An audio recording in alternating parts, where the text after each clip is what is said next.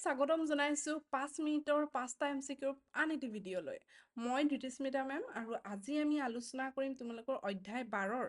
আগতে আহি যোৱা যিকোনো 5টা প্ৰশ্ন অৰ্থাৎ বিদ্যুৎ চেপ্টাৰটোৰ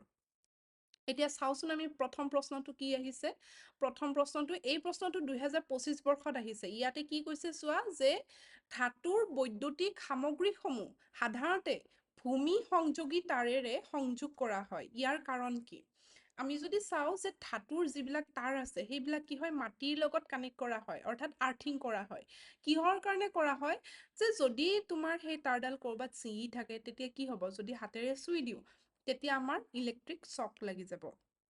তো এইবিলাক কাৰণৰ কাৰণে কি কৰা হয় আৰ্থিং কৰা হয় ইয়াৰ শুদ্ধ উত্তৰ হ'ব অপচন বি দ্বিতীয় ইয়াৰ উত্তৰটো ইয়াতে ধুনীয়াকে দিয়া আছে তোমালোকে যদি লাগে তেনেহলে স্ক্ৰিনশ্বট মাৰি ল'ব পাৰা দেই আকৌ দ্বিতীয় প্ৰশ্নটো চোৱা কি দিয়া আছে এইটো 2025 বৰ্ষত আহিছে এটা বৈদ্যুতিক বাল্ব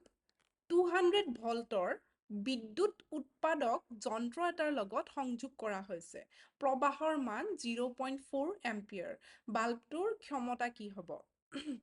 ইয়াতে আমাক উলিয়াব দিছে ক্ষমতা আৰু আমাক দিয়া কি আছে সেইটো আমি আগতে জানি ল'ব লাগিব হয়নে তো ইয়াতে চোৱা এইকেইটা অপচন ইয়াতে চোৱা ইয়াতে আমাক দিয়া আছে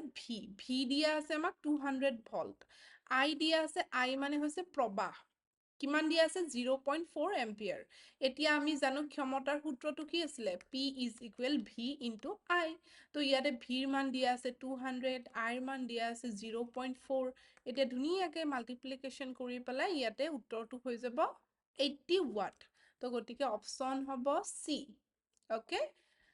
তাৰ পাছত 3 নম্বৰ প্ৰশ্নটো চোৱা ইয়াতে কি দিছে এটা বৈদ্যুতিক বাল্বৰ তাৰডালে 10 মিনিট সময়ত 0.5 এম্পিয়াৰ প্ৰবাহ লয় বৰ্তনীটোত চালিত হোৱা বিদ্যুৎ আধানৰ পৰিমাণ হ'ব এইবাৰ আমাক আধান উলিয়াবলৈ দিছে আধানৰ মান কিমান হ'ব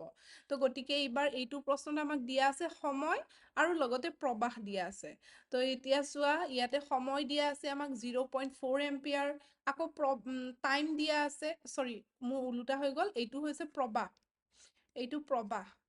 প্ৰবাহ দিয়া আছে 0.5 এম্পিয়াৰ আকৌ সময় দিয়া আছে অৰ্থাৎ টি দিয়া আছে 10 মিনিট এতিয়া আমি কি কৰিব লাগিব মিনিটটোক সেকেন্ডলৈ পৰিৱৰ্তন কৰিব লাগিব তাৰ কাৰণে আমি কি কৰিম 10 into 60 মাল্টিপ্লাই কৰিম কৰি পেলাই কি হ'ব 600 এতিয়া আমাৰ সূত্ৰটো পাতি দিয়া আধান উলিওৱা সূত্ৰটো আছিলে Q is equal I into T ইয়াতে আইৰ মান আছে 0.5 into 600 তো ইটো যদি তোমালোকে মাল্টিপ্লাই কৰা ইয়াতে ওলাব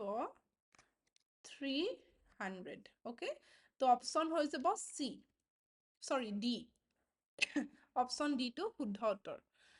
এইবাৰ 4 নম্বৰ প্ৰশ্নটো চোৱা তলৰ কোনটো বৰ্তনীৰ বিভৱ ভেদ নিৰ্ণয় কৰা